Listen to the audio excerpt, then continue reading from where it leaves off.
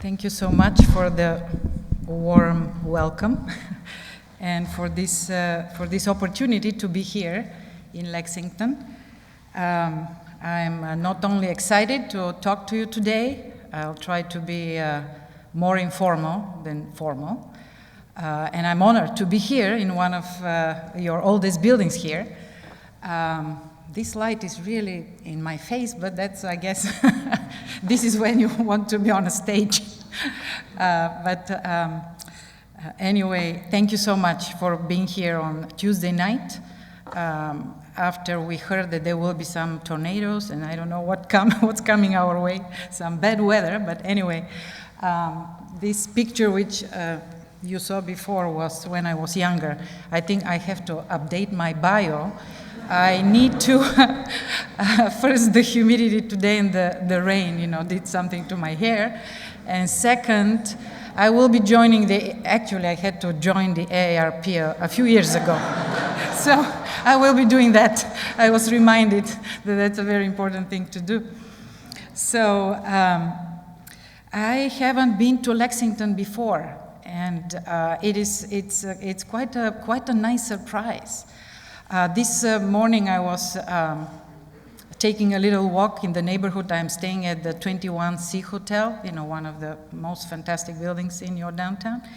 And I was walking around, and then Erin, who is a tourist guide, actually I met her by chance. I was taking pictures, and she said, "Oh, go to the visitor center," which I just didn't know that it's next door to me in the old courthouse. So I went there, and I found a little booklet, which is like a brochure.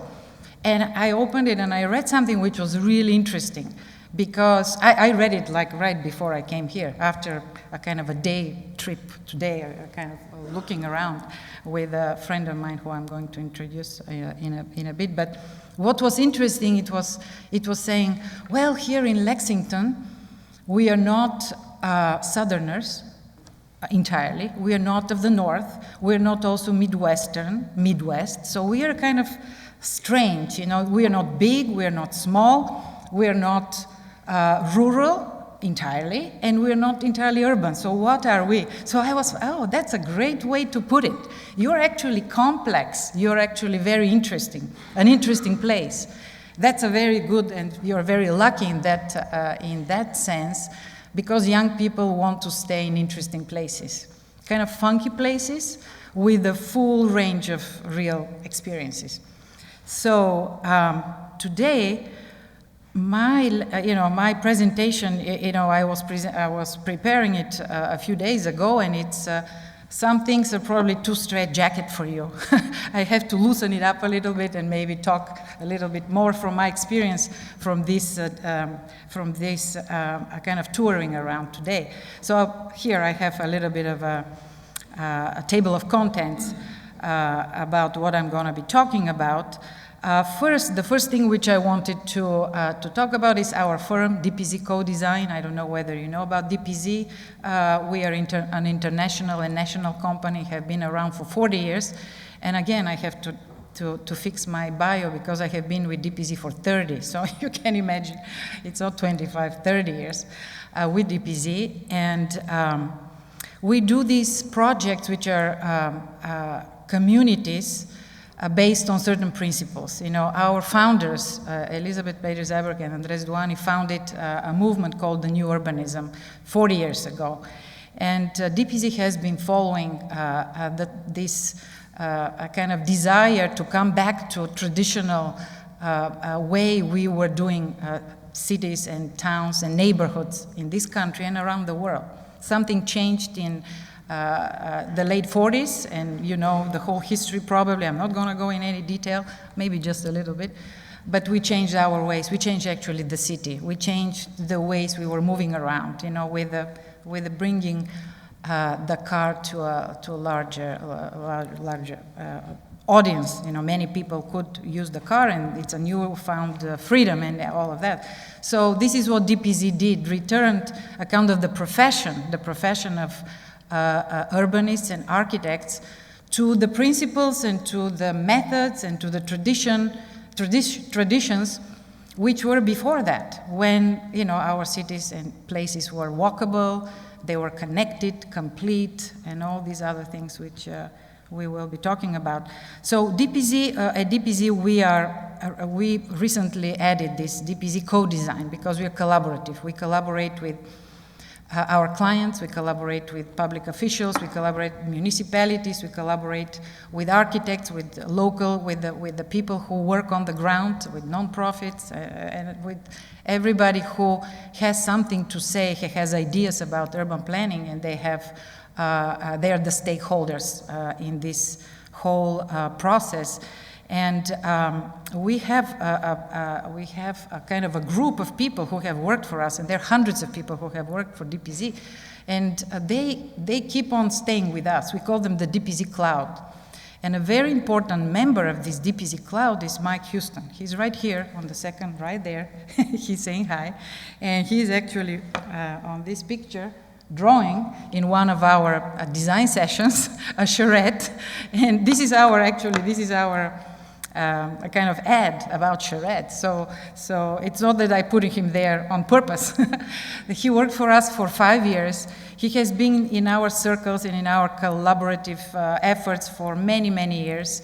And he's here in Lexington. He's called Mike Houston, but he's from Lexington, not from Houston. So he was born here, he studied here, he was away for 20 years, and now he's back to take care of family, and he's here to help in any way. So you have a kind of a new urbanist, DPZ collaborator and partner here locally in Lexington.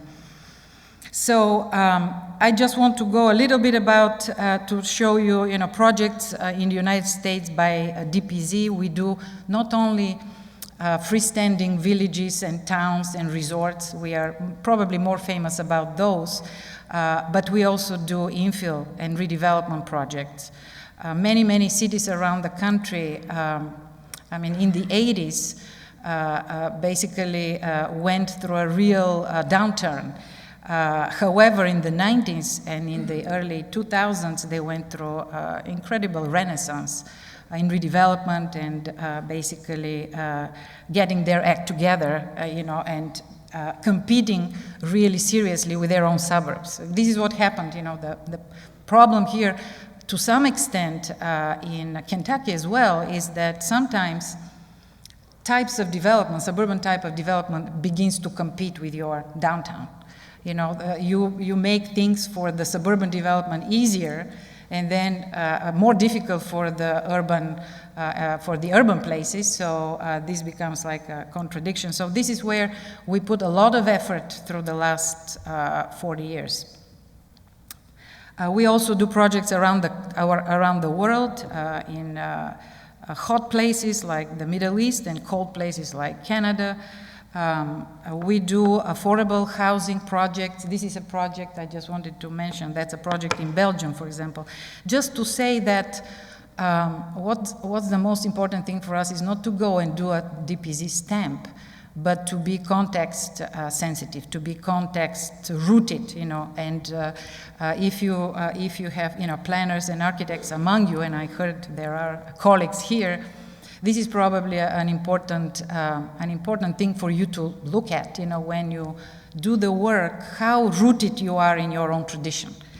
Did you learn from what is next door in your own place, or do you need to import something? In some cases, yes, there are some really good practices or, state-of-the-art tools and stuff like that, which you can have an inspiration from and say, okay, well, why not we import something or adapt it to our own purposes.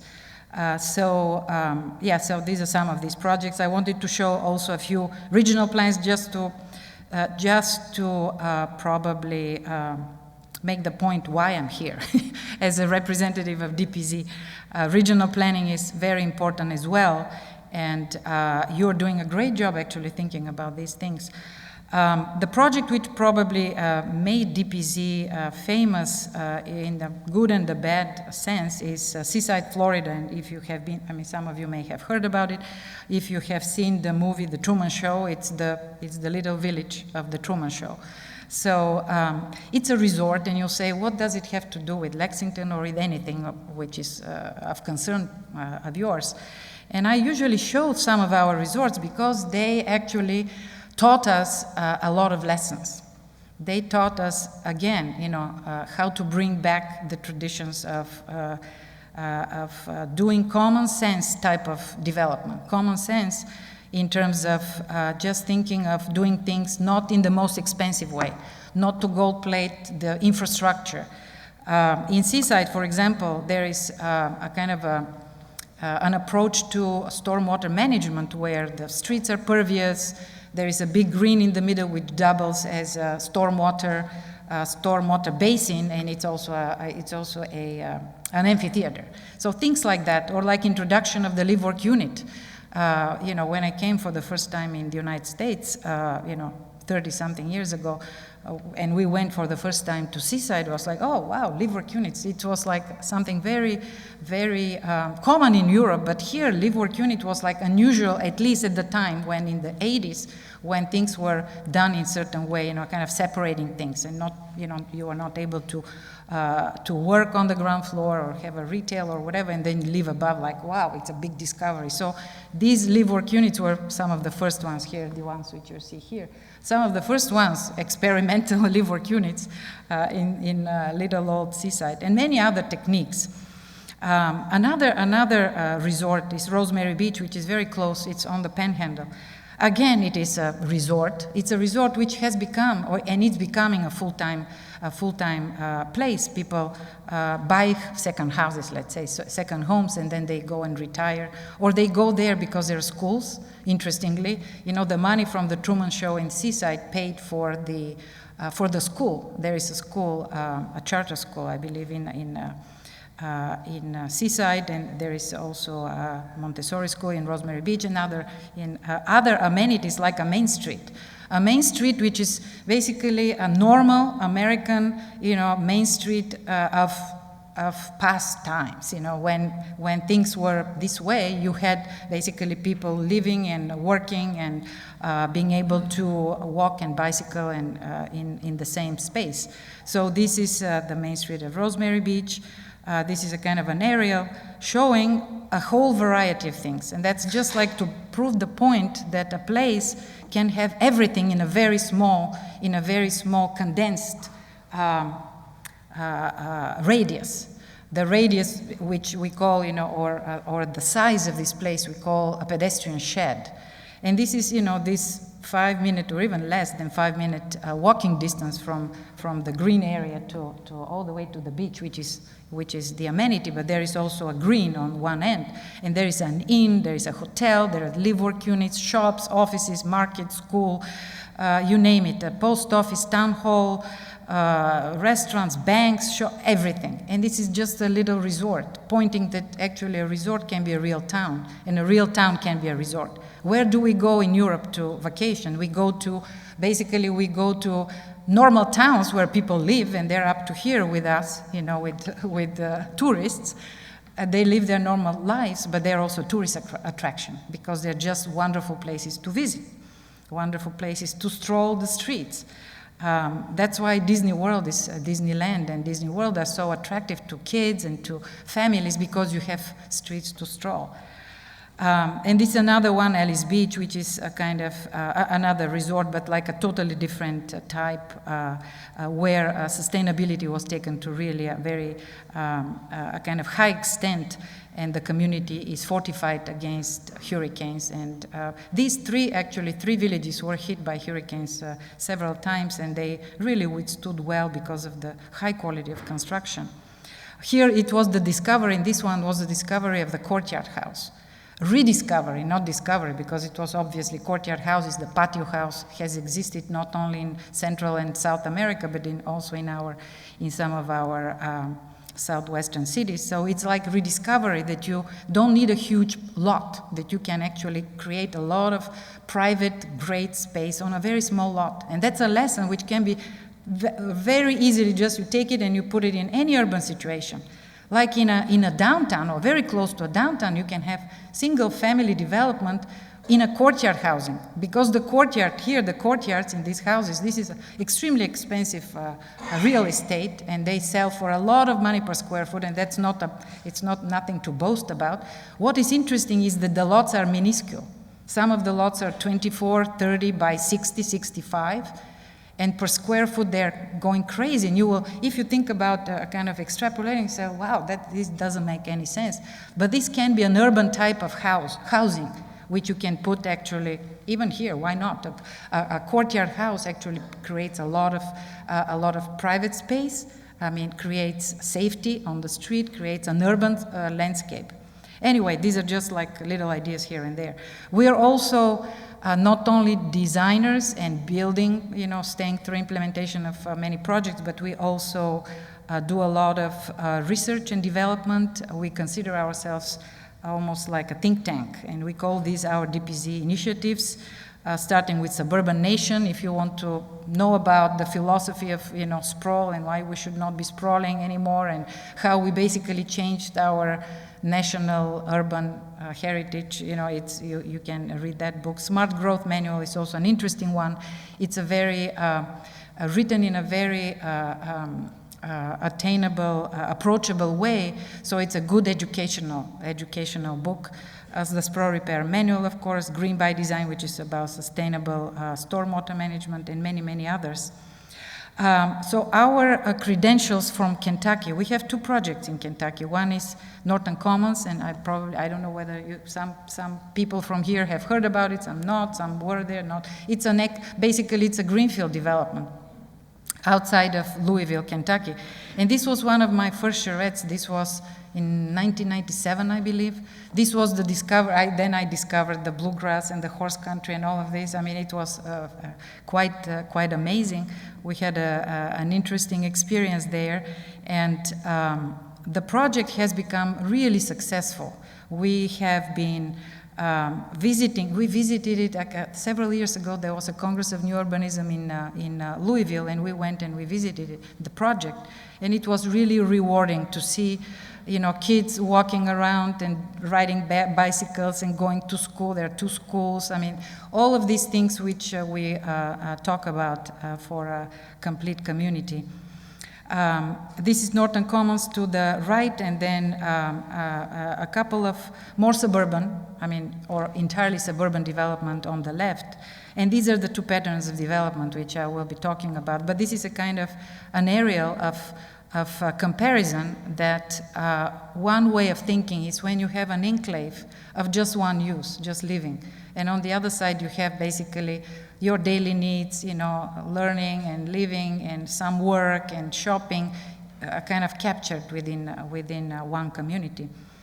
These are some pictures from Norton Commons, a very wide range of building types, from large houses on the edges to smaller houses to courtyard houses to the zero lot setback house, to townhouses, to live-work units, to apartments on above retail, duplexes, fourplexes, you name it. So these are some of the views of the public spaces, well-designed public spaces. This is a very important component where people can gather. There is a lake with an amphitheater for outdoor concerts. These are basically comparing the lots and the residential development, and also the urban fabric of the two.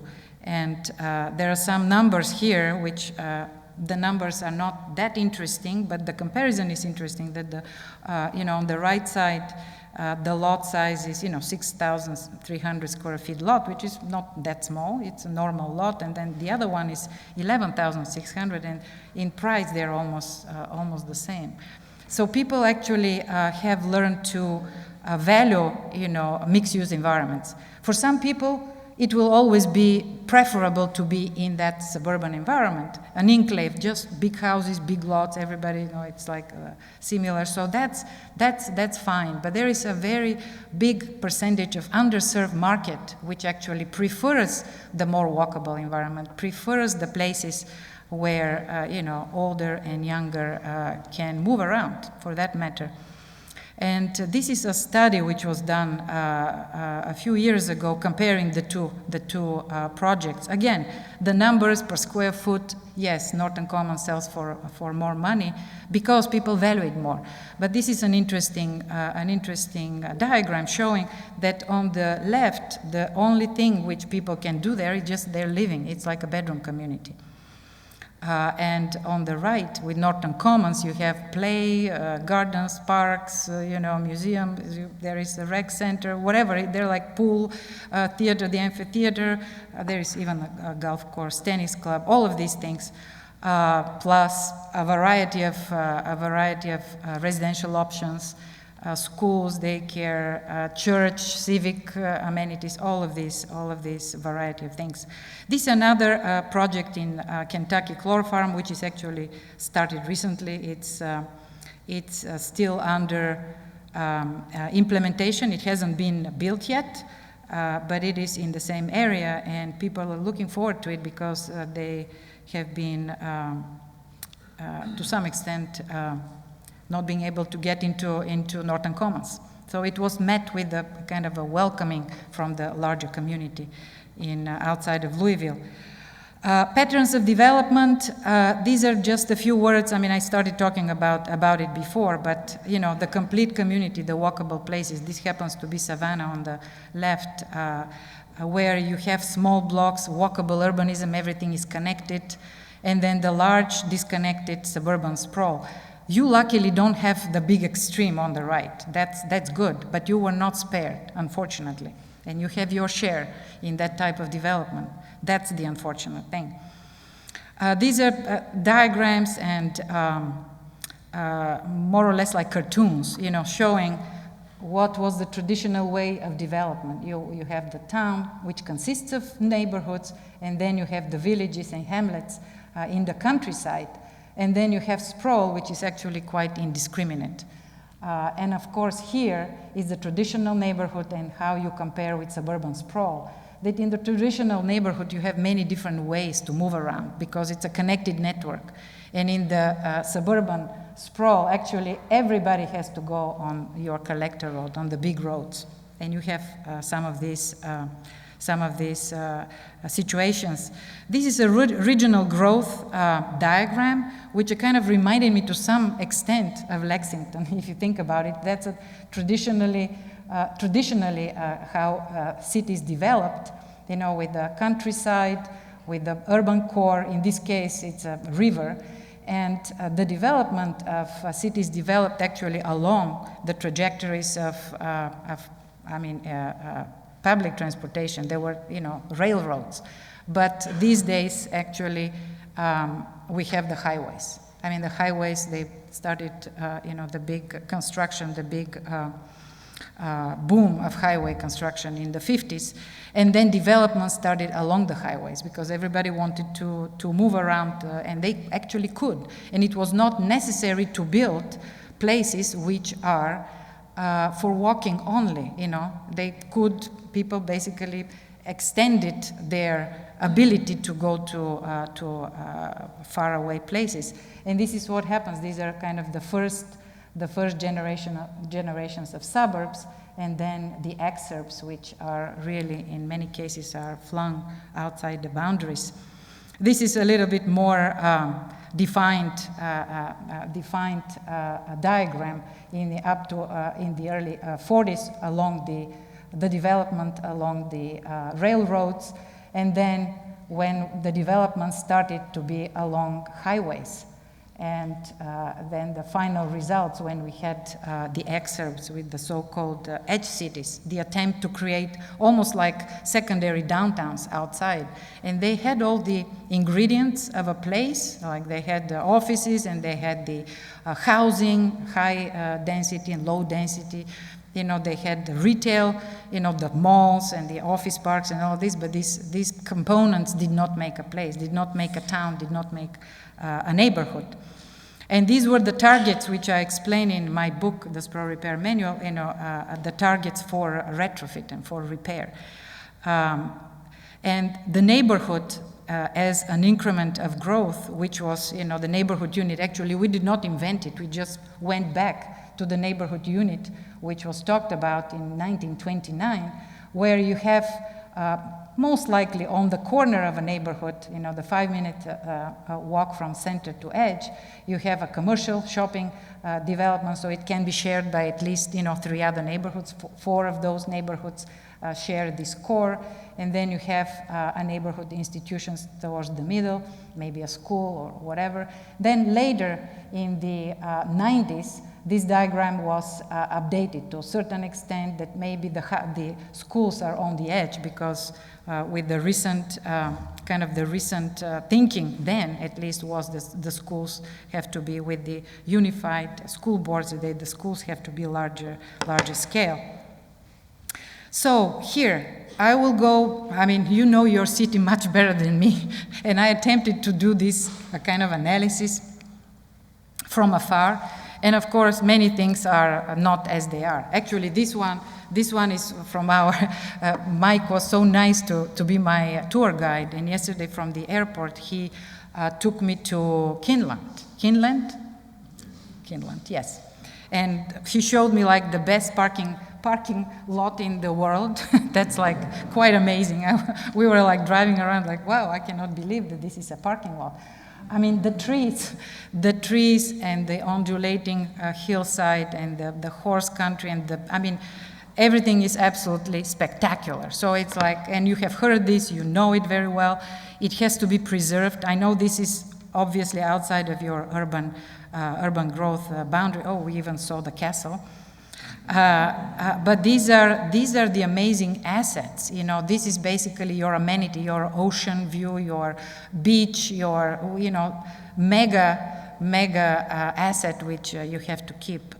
One thing which I forgot to mention is that, and this is something which Mike pointed to me, is that Kentucky in general and Lexington in particular was settled before the Thomas Jefferson square mile grid, you know, basically the survey by which, you know, the land was distributed to, you know, the settlers. And that's why it has a little bit more of an organic and European looking situation. You know, the urban plan is, you have somewhat a grid of blocks, you know, orthogonal grid in the middle, but it's not, you know, north-south oriented, it's a little skewed. And then you have these spokes or these radial roads, which lead to, you know, later your kind of loop highways, if you wish, roads around. So it's a kind of a more particular geometry, which makes it, again, it makes it quite unique. You're just not an average American city. So there are like really interesting things happening. And here we, of course, from in the office, we try to pinpoint to some of your great neighborhoods. You have a lot of neighborhoods. Again, the stuff which is here, and you walk by probably every day, or, you know, you can learn from these places right here on the ground. We went and we looked at civic amenities. I mean, it's like I can not read them very well, but it's obviously your University of Kentucky, the arena, the parks, Ashland Park and Gratz Park, and their neighborhoods, of course, and Kroger Field, and et cetera, et cetera. I mean, there are like tons of stuff. These stars, of course, will not be enough to cover that. And in orange is your Main Street, which my hotel is right on it. And I walked, you know, from the hotel here, and last night I walked back and forth, and it has fabulous, very wide sidewalks, and the street is not good. It's not good because it's one way, and I'm sure you have heard this many times. I don't know whether maybe some of you like it, you know, because they can zoom with 50 miles per hour from wherever they're coming, but it's a dangerous street, and that's not a main street. This cannot be a main street. It cannot be in this city which, you know, it has the ambition. It has the ambition to be different, to be unique, to be quite amazing, to have, I don't know, 20th century Main Street. Everybody in the 20th century turned their downtowns to one-way streets. And probably you have heard this many times, but I will repeat it. You have to look again at your street network and really, really, really put it on, maybe not on a diet because the asphalt is there. You can maybe do something about the asphalt, but what you can do is you can use it for better purposes, for multimodal, movement around, for medians, for parallel parking, for bicycle lanes, for a million other things, not for one-way speeding through your downtown. In your downtown, everything has to be calmed down. Your brochure says, do you know what it says? Lexington is like a porch. You have to calm down and come and sit next to me, to us, come and join us, And I didn't have this impression on the main street. It was like zooming, and I had to push a button so maybe somebody will notice me that I want to cross the street, and that's your main street. So that's unacceptable. So you have to do something about it. So I guess I'm a little bit preaching to the choir, which is good. Then change is probably coming. So all of these are, all these amenities. We wanted just to populate it to see how many interesting things are happening in your city. And then also to add the approved expansion areas. And I know that this was controversial, and people were for, some people were against, but we had to put them there. They're now a fact from what I heard. So anyway, your great things, and these postcards I can share with you if you like the graphics. You can have them, Lexington, your countryside. I mean, we stole many of those pictures from the internet. So countryside, of course, urbanity, neighborhoods. Why did I put countryside and urbanity? Because it's a rare thing in the temporary American city, 10 minutes away from downtown to be in the countryside. Well, unless you're stuck on, which one was the road? Nicholasville.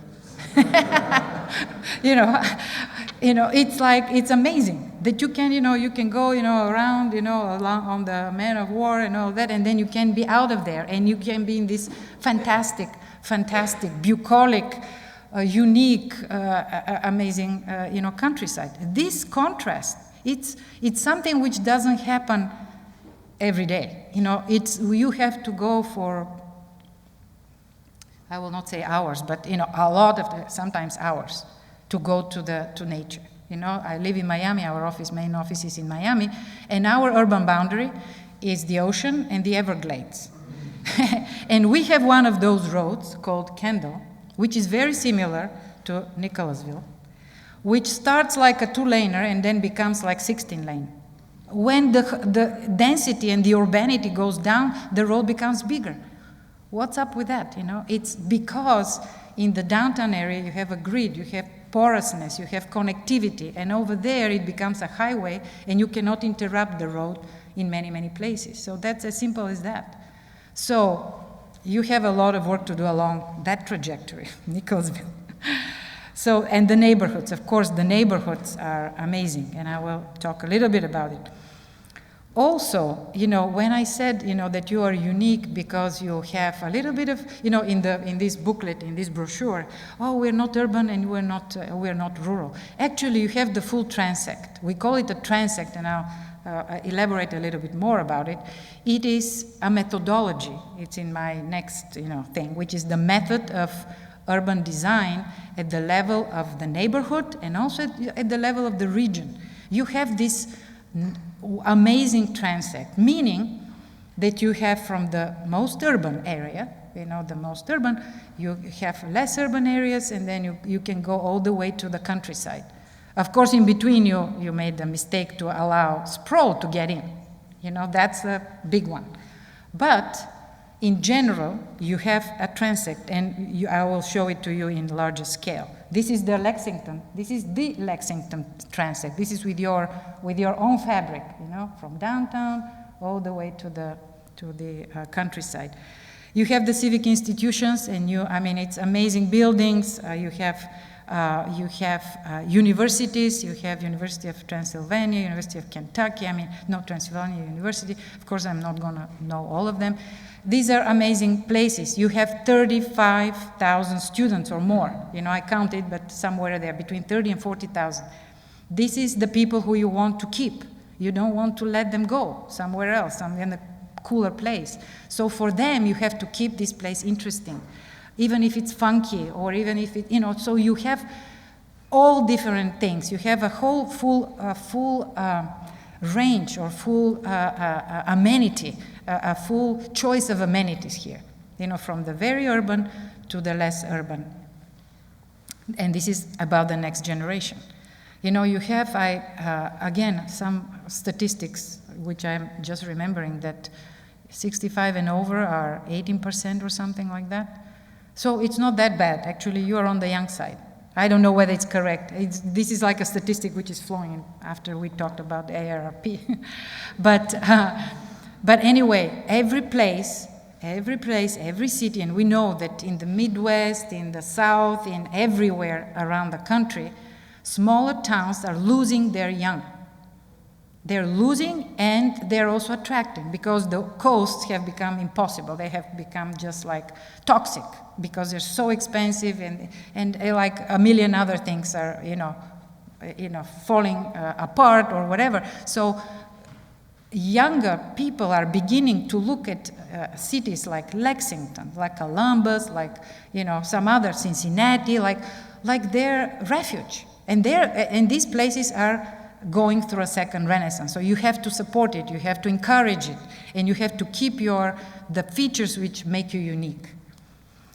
You have a community which is so civically engaged. And of course, here I put some, again, from the internet. So your list is much longer. Brittany, she touched upon all of that, of course, all of those. And the urban boundary, what happened when sprawl happened, kind of this trend of changing the city to car orientation, what happened is that we started stretching it. We started stretching the city. You did a little bit of stretching, not a lot, because you put your boundary, the first in the country, you have to be proud of it. In 58, you have this urban services area boundary, as you call it. I just call it urban boundary.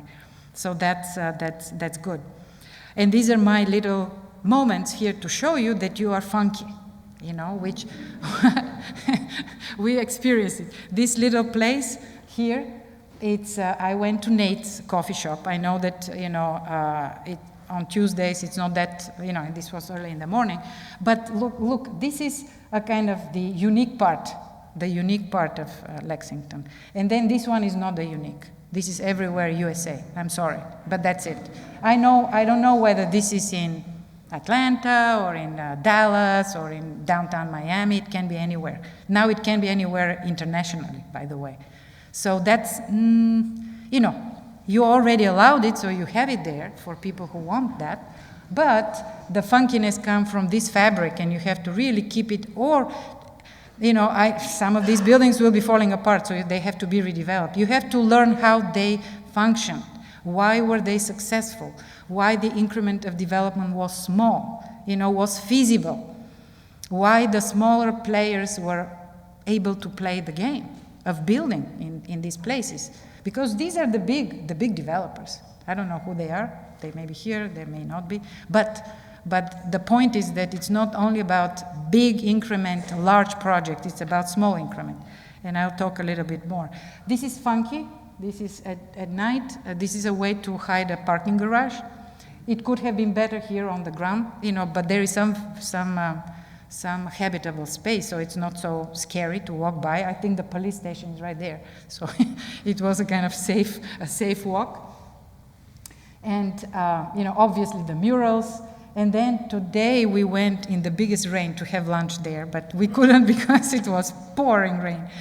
The Kentucky Native Cafe, which is like an amazing place. This is something which not many cities have. That's like a top of the top. I'm doing some projects which are like high-end resorts, and they will kill to have something like that. They will kill to have a cafe, a funky little cafe with this, greenhouse, and to put tables during the winter. And I mean, that's like amazing. That's absolutely amazing. You have to keep it like as it is and maintain it and really help it thrive. Okay, so these are the liabilities. You allowed sprawl. You did one bad thing, big bad thing, and that's it. This is it. See? You have a shopping mall. Well, we have one.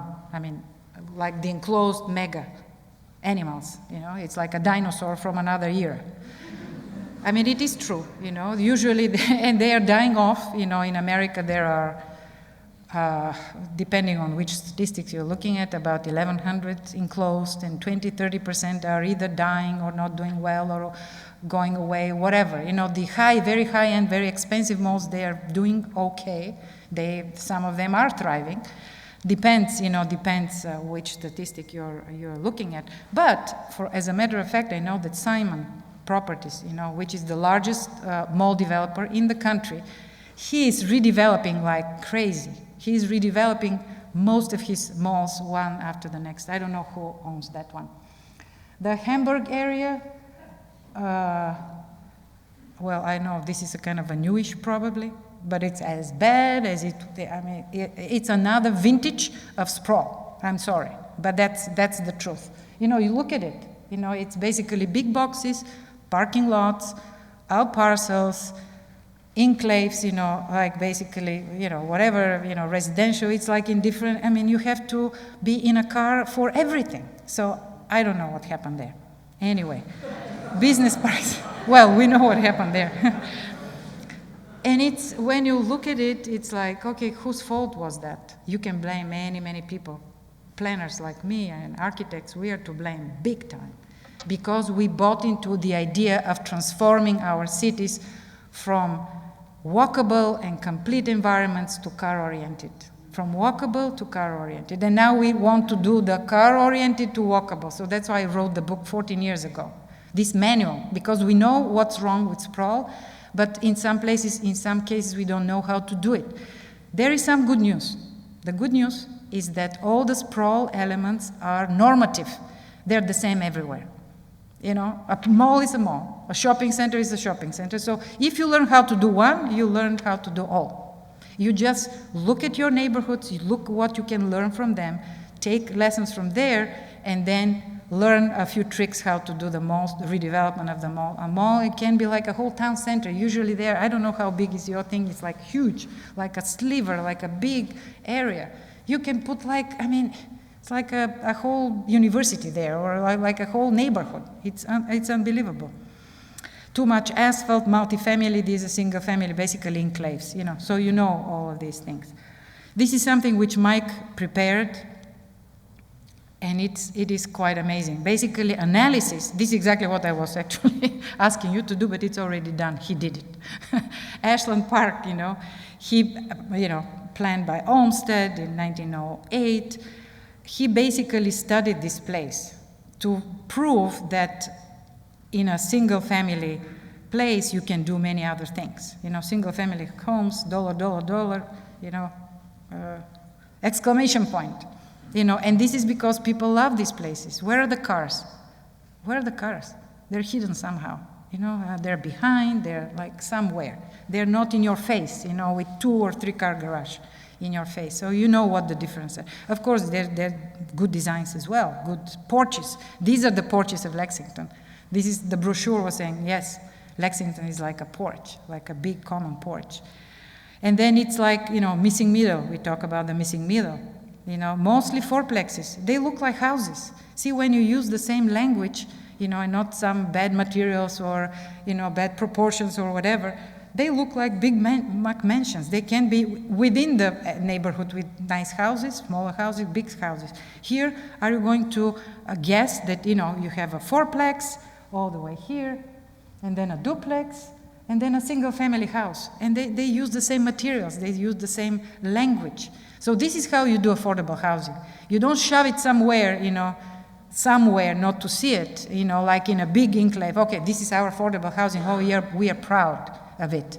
No, you don't do that. You sprinkle it in smaller ADUs. Yeah, wow, what a great idea to have affordable housing. You know, whether it will be for the family, not to expand the family, or whether it will be rental, student housing, or for the AARP people, you know. It's like, it's a no-brainer, and we have been doing this.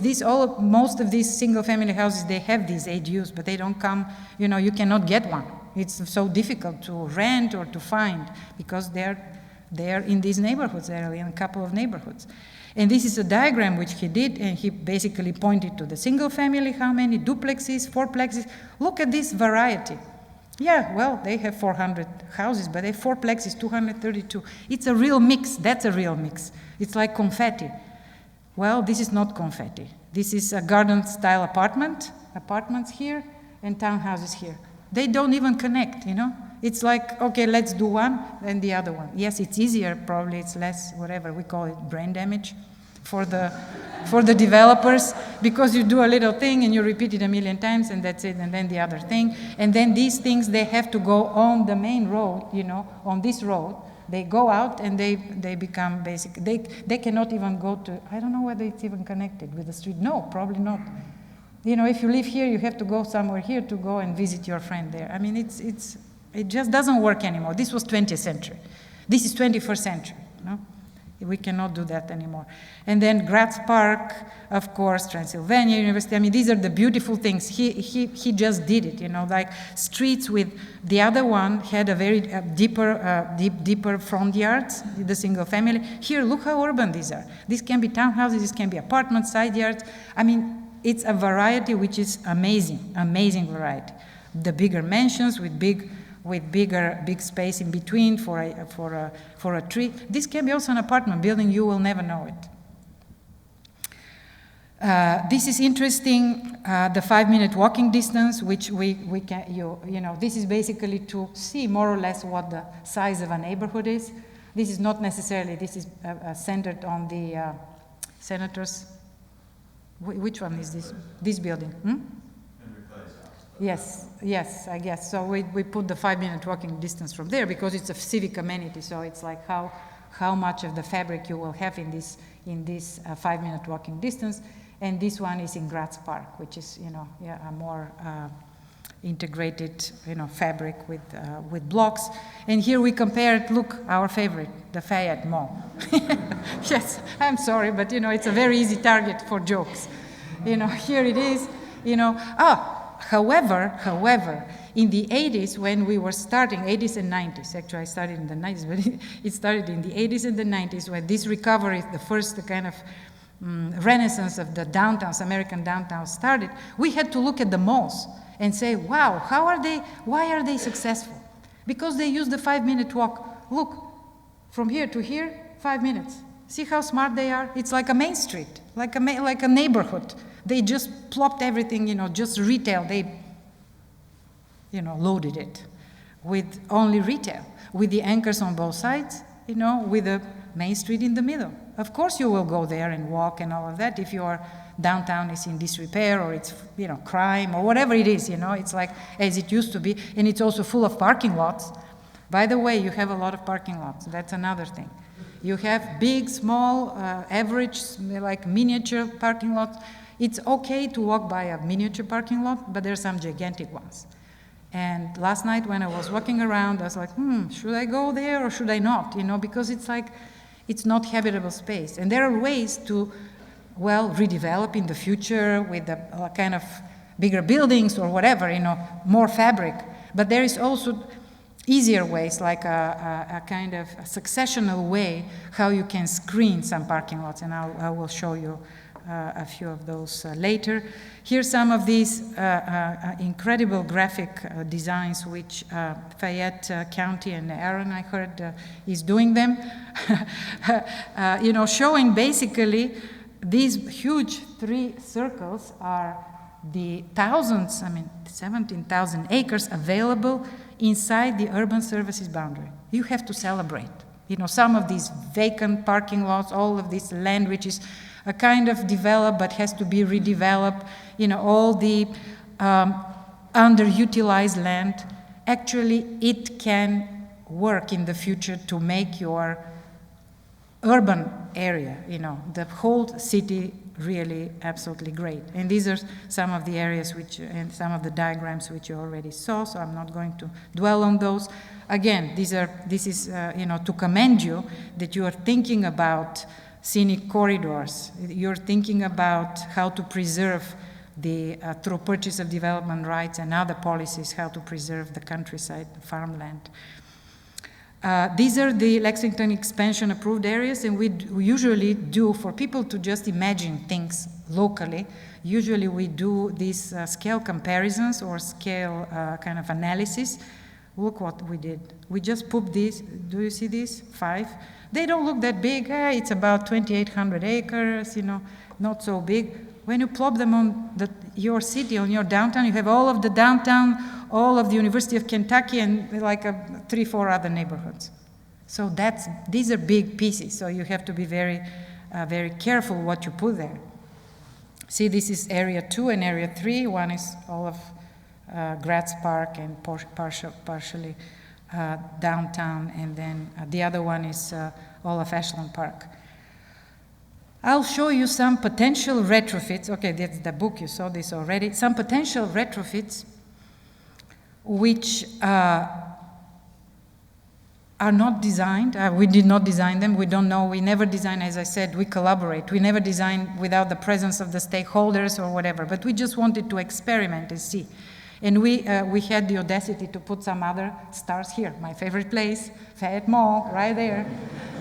And some other parking lots and stuff where you can retrofit. And, because some of these places reminded me of, this drawing. As I said, it's like sprawl is very normative, and they just, at some point, developers stop having any ideas. So they're like, okay, we're going to do a medical plaza. Okay, start with a parking lot, plop several big buildings. Here we go. Oh, we have a creek here or something, and then a bunch of buildings which don't make any sense. In there, probably some of the, maybe some of the property lines were like this, maybe some of the organic nature of Lexington grid. However, there is a way to do it. And here, this is a couple of pages from my book showing that if you have a box, whether it's a medical or whatever, you can actually do urbanization. Little by little, you start maybe with buildings here at the front, and then you begin to create a main street. And all the steps are actually in the book, they're shown, steps. You do this, you do that, you do that. A manual, like your car is broken, you need the manual. Sprawl is broken, we need the sprawl repair manual. You just pull it out and you say, okay, I do this, this, and that. Usually it starts with connecting the streets to create smaller blocks, to create a pedestrian environment or multimodal environment, to create also some public spaces, some civic space, a square, maybe some green, a place where people can go and demonstrate, or celebrate, and not to be the parking lot of Walmart. And then the other thing is to create a wider range of building types. And then the fourth one is, if you can, hide the parking somehow. Maybe, if you are going to do more intensive development, you will have to probably do garages. Unfortunately, at this point, we're not at the point in time when we can say, do you know what, we're never going to do any garages anymore because we just don't like cars. Or it's not going to happen in the next who knows how many decades. We were talking about autonomous vehicles and all the ride share and all of this. It's still in the making. First, if you want a loan for a building, they're not going to give you a loan because you don't have enough parking. So we will need to do the parking count still. We need to be more clever. If you're doing a garage, do it in a way that you can actually transform it into something different in a couple of decades or in 10 years or whatever, when time comes. Do it in such a way. So this one actually reminded me of a project of ours. This has nothing to do with this, but it's just the location. But as I said, they're just very similar. This was another medical plaza where there were a bunch of office buildings, like medical buildings. And what we did is basically we created a main street, a destination from one to the other with as many connections as the fabric of highways allowed around. So this is the place you see here, parking lots and 1, 2, 3 buildings. And how you can create actually a neighborhood with hotels, with retail, hotels for the people who come to visit, their loved ones in the hospital. Live-work units for maybe medical offices. Doctors love to invest in live-work units, we are finding out. Doctors' offices, restaurants where you can see your relatives, whatever, it's just a full community with some anchors of medical facilities. There is a whole trend with the medical institutions. We worked with the Bon Secours healthcare organization in several towns. They're thinking about that. You know, these mega structures which we have done with our hospitals, our schools, our malls, our offices, to do these mega buildings, it's over.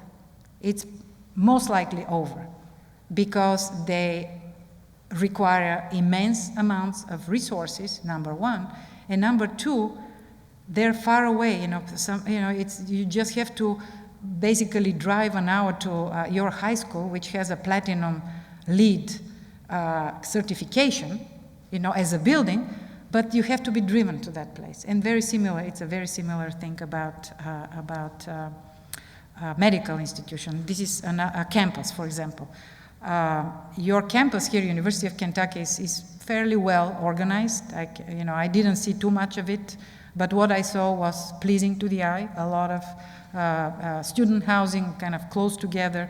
But this can be any kind of campus. It can be office campus, it can be medical campus. Turfland Mall, another potential retrofit. Again, basically a bunch of big boxes and a bunch of large parking lots. It doesn't matter what they are. It's all the same, and how you can retrofit it is, of course, you have to look at the potential of this you call this underutilized asset, real estate asset. This can be gold. There was a book published before the Sprawl Repair Manual and other books about retrofitting suburbia. Actually, Retrofitting Suburbia is a very good book if you want to know more about sprawl and how you retrofit and examples. It's called Retrofitting Suburbia, 2 volumes. It was called, this first book was called Gray Fields to Gold Fields. How you can take these parking lots, which are asphalt, and they have some utilities, they're already, destroyed or developed, so there will not be any opposition, maybe, or not too much opposition. They're in good location. They have all the amenities to become a mixed-use environment, a mixed-use place in the future. So here it shows. I was like, okay, see this? The difference. Okay, choose there is no difference almost. This one and that one, and then how you can make it when you plug in. You can put townhouses or even single-family houses, apartments if you want. You can have public space. You can keep your big boxes if you want. They don't need to be, annihilated or taken away. In an urban environment, you probably need to intensify, maybe a garage, something like that. Or maybe one of the big boxes becomes a parking garage, and then the rest is redeveloped.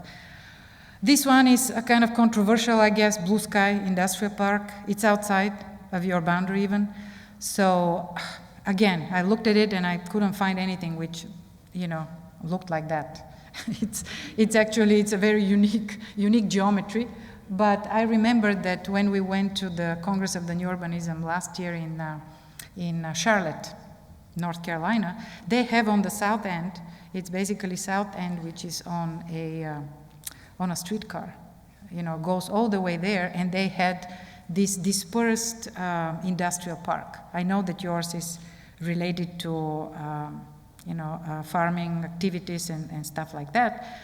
But this one gave me the idea that maybe what you need is to look at this place as a place for successional development. You don't need to just develop something in one big shot, like one of these mega projects. Maybe you start with something smaller. What they did in South End, they started redeveloping. They took some of their industrial buildings and they made a farm-to-table restaurant. They made a family place with bowling and some place for the kids, swings, and it's really among the parking lots. It wasn't like an idyllic environment in terms of walkability and all of that, but it was interesting. You know that you have to drive there. In your case, there is no streetcar. In their case, they had the streetcar, so this helped a lot. So you can actually test certain things. You can test options before you embark on a much larger scale. And this is a very interesting case study if you're interested in this approach, which we call successional urbanism, or lean activation and incubation. This is in Wynwood, Miami. It was basically, it's an industrial area which started with murals on the walls and graffiti on the walls, and it was a very deliberate exercise. It wasn't like, it didn't happen superbly organic. You know, somebody had a vision, and he bought some of these warehouses and gave them to struggling artists for their exhibits, you know, for galleries. And also the murals on the walls became their signature. And they started like this. There were places, parking lots, where they put a few food trucks, a few shipping containers, nice incubators for starting restaurants, and all of that. And this created the vibe. The place became extremely successful. This is in the middle of an alley. It's called the Oasis. You can see here outdoor space. It became really an attraction for young people. And today, this lot actually, where this was happening, is being redeveloped into a mixed-use building. Whether it's for the better, that's a question. You know, now they're saying, okay, now it has become, Wynwood has become expensive. And the artists actually are moving to another industrial area, which is Alapata, outside of the airport in Miami, where they're doing this recycling of the place, because it could not be maintained as an industrial area for long. We knew that basically the urbanization is happening. So this type of successional approach is interesting. The other one, which is I did not mention, is the tactical. Tactical is, you know, probably, you know, when it's a way of almost like a guerrilla thing. You know, you go and do things without asking a permission, without doing, you know, the permitting, zoning codes, all of this stuff. No, they go and they bomb this. It's called chair bombing or yard bombing or tree, I mean, things like that, where they start putting, you know, chairs in public spaces, or they make parklets during the night or on the weekend. I mean, it's organized with the city. I don't think they do it entirely without any kind of announcement. Now they're extremely successful. I mean, tactical urbanism is all the rage for all the youngsters. Gen Z loves it, you know, millennials. Yeah, a millennial, I started it actually. He started with DPZ, worked with us for a few years, and he's the co-author of the of the Smart Growth Manual, together with Jeff Speck and Andres Duani, Mike Lydon. He started this movement, tactical urbanism. You know, so it's new urbanism, tactical urbanism. And you know, you go and you draw. This was Eastland Mall. These are drawings which we did for Eastland Mall outside of Charlotte, where they had these first events where they go and they announce that something interesting will be happening. And they, you know, came together and painted on the place where the main square can happen. You know, and the idea was that they will put food trucks, which may be replaced later with something more stable, like shipping containers for incubation of local businesses, and then at the end can grow into a mixed-use environment later on, you know, 5 years, 10 years, 20 years. So we call it successional urbanism. Legacy business park analysis. This is another one of these exercises where what I saw, I don't know what I saw, but it was not good. It was a proposal for a project which looked like that. And I put here Cushman and Wakefield, you know, these are big names, and probably I will be in trouble, but you know, I'm just here for today, unless the unless the tornado, the whatever storm is keeping me through tomorrow. I mean, because this is not, you know, these are, from what I could tell, it's a business park. It's called Legacy Business Park, big boxes of some sort. Where are these people going to lunch? They're gonna, I mean, people will work there, I imagine. So there was no, you know, it's a single use of this land, and there was this, basically it's a big cul-de-sac, you know. It just needs to be repaired before it's built, you know. It reminded me, you know, it's just like, why retrofit? Let's not do something which we'll need to retrofit, you know. It reminded me of this, and then, you know, we need to do that. So maybe you skip one step and you just go to the more complete community. And also, on top of everything, there is a community already there, residential community, which will be totally disconnected. I mean, imagine if you have a house here and you happen to work here, you'll have to go, you have to drive all the way and, you know, clog the road even more. But anyway, these are just thoughts, this is just food for thought. You know, this was basically the transition, the zoning approach from the conventional single zoning to a transect-based or a kind of mixed-use zoning of the prior example. And this is also from the sprawl repair manual. And when I saw Legacy Business Park, I remember we had a project, actually it's in Texas, called Legacy Town Center. And it is a retrofit of this mega EDS, it used to be EDS, I don't know what is it today, Rose Perot, huge, 100,000 people employment center. 100,000 people who didn't have a place to go to lunch. So these people were like, you know, either eating in their cafeteria or clogging the roads, actually. So this project became like a mixed-use plug-in for this single-use huge business park. You know, these are the drawings from the charrette, again, 25 years ago. And I know that they're developing further. Our project was just this little piece, which you can see here. It's residential, hotel, retail, movies, entertainment, etc., etc. How much time do I have time? Yes? I have? 5 minutes? Okay. All right. So this is the first, you know, the gray field into gold field. The first, I wanted just to show you examples of built stuff, so it's not only, you know, the sprawl repair manual was a book which was derived from DPZ's at least 20 years then for working in retrofitting projects. So this was, this shopping center turned into, with keeping some buildings, taking out others, turning it into a town center. And some interesting lessons, incremental, small-scale infill. These buildings are just deep, like 20 feet. They basically align parking lots. This is what I was talking about when I was talking about, you know, you don't need a huge project to hide a parking lot. You need only 20 feet, little buildings like this in the style of Lexington, and then you have incubation for younger people, immigrants, you know, poorer, smaller players, not the big developers. You can have that, you can do that.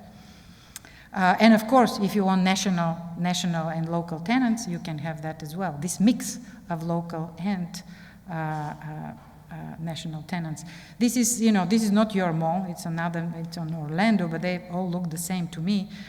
This has this, you know, this basically loop road around, and how many different ways you can retrofit a mall, retaining the main structure, redeveloping the lots, then taking apart the structure, retaining the anchors, and create a main street. Devolve it entirely and putting in the place of the food court like a square, and maybe do an agricultural village with small building types if you want. Suburban commercial center, all of these drawings are in the sprawl repair manual, transformation into a town center. Well, there is a lot more. Maybe tomorrow morning we'll continue on some of these, you know, methodologies of regional planning, which actually are just touching upon the things. I mentioned and talked about the transect already, which is basically was an introduction of an ecological type of thinking about the transect, you know, of the flora and fauna where animals and plants like to be, you know, they like different places. It's the same for people. Some people prefer the very urban areas, some people prefer, you know, the rural zone, the rural edge. So you as a planner can allocate things. You don't need to actually entirely forbid. What you are going to forbid is the sprawl type development. If you have a transect and the neighborhood structure, then you are well set for good regional planning. International and national transects all around the world, the transect exists. This is your local transect. You know, basically from the University of Kentucky as a district to Main Street, as an urban core zone, urban center zone is West Short Street, Upper Street, general urban, I mean, and then, you know, more a kind of the Hanover Avenue all the way down. Well, here we had the Botanical Garden, but it could be all the countryside. And then you try to do a transit through sprawl, and it's almost impossible because they are enclaves. They do not overlap. They are not a variety of building types within each of these transit zones. So for this type of zoning, transect zoning, you know, these are the missing middle are basically T4 and T5 types. You know, everything from the big buildings. Before we had big buildings and single family, and we were missing all the 6-packs, 4-packs, small courtyard, multifamily, live works, all of these were missing. And bringing them back, you have to adopt probably, most likely, a form-based code or do some kind of a hybrid. I know that you're working on ZODA with different things, you know, about the ADUs and things like that, but a conventional code, it's very difficult to put into practice to have real neighborhood, well-connected, well-defined places. You know, so the conventional code, you know, separates, uses the smart code. We called it actually a smart code. The first form-based code, you know, a smart code, mixed-use neighborhoods, compact, diverse, and all of these other things which you were discussing. In the region, of course, the transit can work in the region, but you always have to comply with neighborhood structure, meaning that the places have to be, the place types, they can be hamlets, they can be a village, they can be a town. You have to know what type of development you are doing.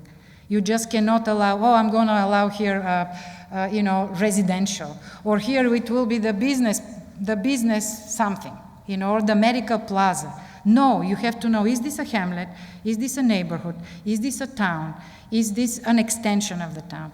I'm showing here this example of Hertfordshire, I mean, this happens to be in England, growth, and how many different types of growth you can have. And you have to be clear.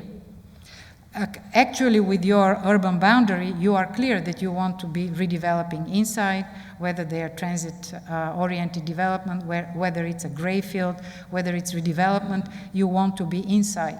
If you go outside, then you have to be absolutely consistent and demanding of whether it's going to be a rural hamlet, whether it's going to be a garden village. This is, for example, over there, they wanted a garden village. So, but they see it what it is. You know, you have to have the idea, and that's this is a transit-oriented development in along one of their transit lines.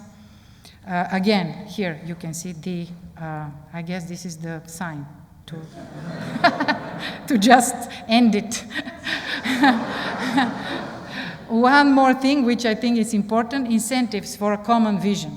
And here these are all the things which you as a community, as policymakers, as public officials, as city staff, you can give to people who want to develop. These are basically like almost like gifts, you know, easier permitting, less time and energy, you know, like, but they have to come with the responsibility of what all of these incentives can provide.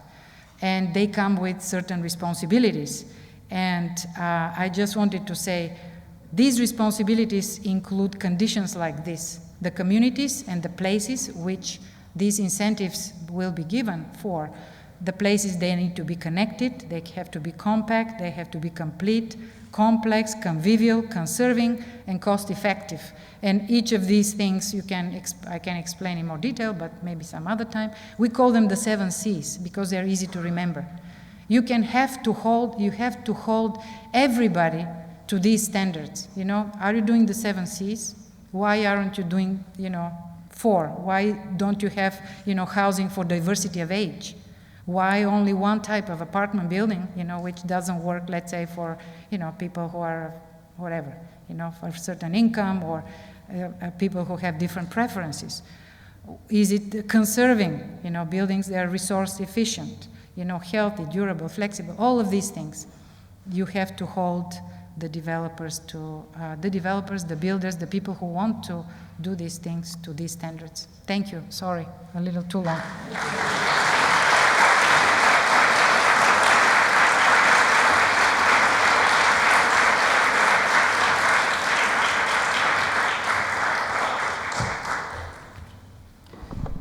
Not too long at all, and I'm sorry about the light. I didn't have a watch here, so I had no idea. Oh my gosh, no. Does everybody want to stay here till 10? Because I think we could keep listening.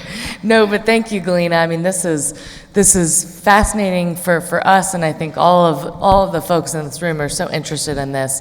And I think I'm really struck by how unique our community is in so many ways. But I think, as you said, and made a really good point, that some of our spaces which have the most opportunity for retrofit and improvement, our biggest opportunities, are the same as so many other communities across the country. But I think therein lies the opportunity that we can learn from other places. And we can learn from other places that there's hope. And so we do have some questions, and so I'm just going to pick some, and hoping to get to as many as possible. We're hopeful that we can make some of the presentation public along with the video, and so if there are other things we hope that all of you will take away from the presentation, we'd love to share as much information with you as we can. So this might be a tough one, and I think you really were hitting on those last couple of slides, but is there a single, maybe low-hanging fruit, realistic, local regulation that would incentivize or require developers to prioritize infill and redevelopment? Well, here it was actually, in the incentives was the last thing. It's called lean urbanism, and it is basically enabling the smaller players, but it actually can help bigger developers. It can help everybody. If you are doing something good for the community in the with a common vision of the community, then you can do certain things with the current code, which we call workarounds or hacks, with tools which we call lean urbanism tools or pink zones, where certain development is allowed to enable things to happen faster. If you want to learn more about it, there is a website called leanurbanism.org. All the tools, many of the tools are free. There is a lean comprehensive plan, there is a lean code tool, there is a pink zone explained. There are all these things which are basically enabling tools. But of course, you have to, give something for it. So I think it's an interesting approach, which can be considered a low-hanging fruit. Absolutely, and I think that small-scale development, when we're thinking about infill and redevelopment, has really been a challenge, and so I think that's a very exciting opportunity and something for us to think about and for our decision makers to consider as well. Could you suggest some short-term and long-term goals and action items for working towards this sort of, more pedestrian-friendly, walkable city? Is that, things to do in 6 months, 1 year, 5 years, 10 years? Oh, well, that's a very interesting one. It's a kind of, what will be the fastest thing? We use some paint to do some of the streets, to just test. You can test, and that's tactical urbanism come into play there, because you can test if you want to include bicycle lanes, if you want to do some two-way streets. I think that many of the businesses which are currently suffering along the very fast one-way streets will flourish, because then you have the traffic in both directions. People will slow down. They will actually notice what is on both sides. We have many examples of one-way streets in Miami, for example, and the businesses are suffering. So that's a kind of it can be done tomorrow. Some of the tactical things you can do tomorrow. Some of the smaller incremental infill can happen. The liner buildings, which I showed you. Liner buildings, at least in the downtown, I saw a lot. Some of these liner buildings can be introduced in the retrofittable areas, the gray fields, the bigger, the kind of in the sprawling areas where the malls are. The mall doesn't need to be erased, as I showed you. It doesn't need to be taken down, or any of these shopping centers, for example. There are ways where you can do it incrementally with liner buildings, with infill of some sort, whether they are, live-work units or smaller type of housing. That's absolutely viable, as long as you have the desire to do something with this underutilized, and we call it stranded real estate asset. So it's clear that there really are tools for both the short and the long term to address some of these things. And if people are ready to do those, you can then think, oh, sprawl repair tax credits. This was an idea which we had. I don't think that, maybe there are some places where they do them, that they basically you redevelop some of these sprawl types, let's say, and then you keep the pre-redevelopment tax for a few years as an incentive. Mm-hmm. That's something which you can think of, and some others. Of course, tax increment financing, business improvement districts. All of these are incentives which have been done in many places to do those. I put here the public-private partnerships should be the exception. I mean, these are difficult. These are large projects. I know that in projects, when there are public-private partnerships, there are multi-million-dollar investments on all sides.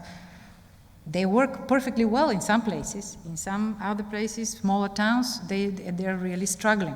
You have to also look at grants. There are, at least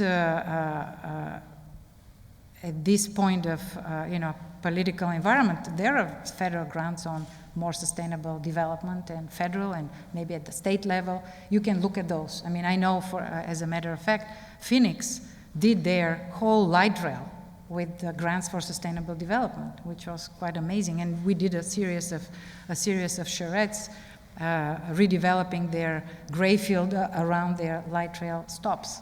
So, there are many tools out there which you can do. No question. With potential resistance from stakeholders used to suburban development, what strategies do you suggest or recommend, or maybe have you seen be successful in other communities for gaining more community support for this type of retrofit?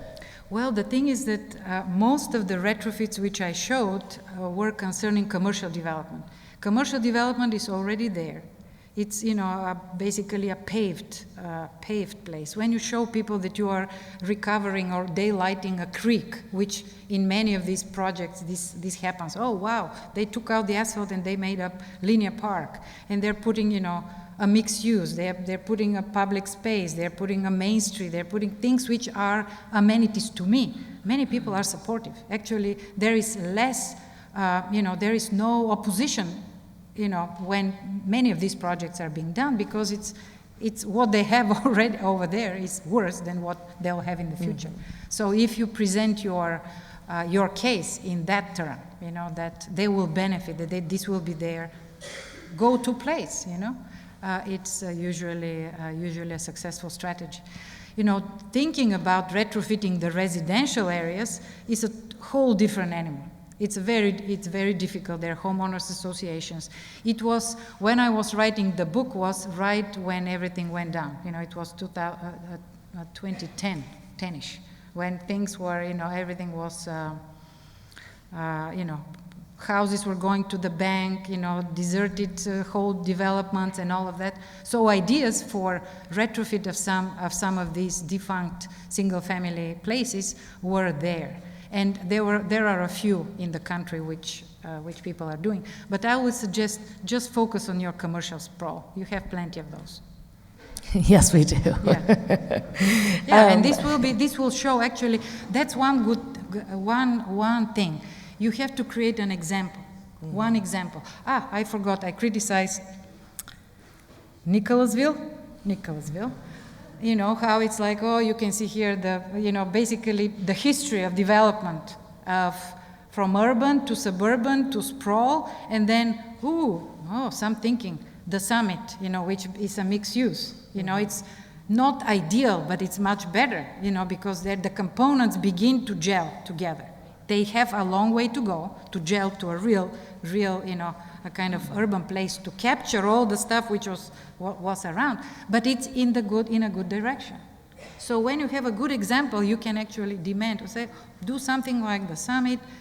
It doesn't need to be overdone. What I saw there is that there was a lot of, probably to attract people and to show that this is fabulous, there was too much architecture. You can be simpler. You can learn from your simpler building types, even if you wish, the barn buildings, the farm buildings, the simplicity of the housing in your historic neighborhoods, to do something simpler but great urbanism. So I guess that lends itself to the next question is Hamburg salvageable? And what would it take? Well, it is probably too new to be slapped around for now. It's too young. It's still a teenager sprawl. I mean, when was it built? That would have been 2000? Oh, it's already late 90s. I mean, that would have been 96 expansion area. Okay, so I mean, it's getting there. Yeah, probably.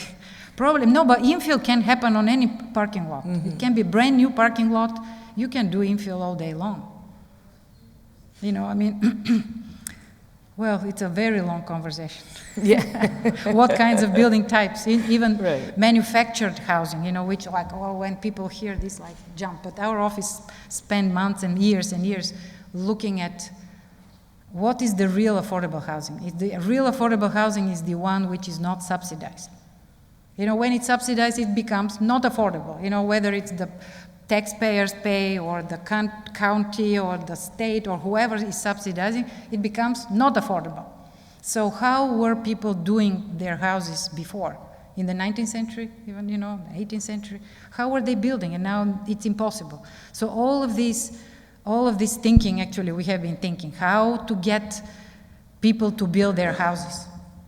If they are not a big developer who has to raise millions of dollars, which is not that easy, to go to the bank and beg and all of that. And then on Wall Street, they don't understand mixed-use buildings. They don't understand mixed-use development. They're getting there, but it's slow.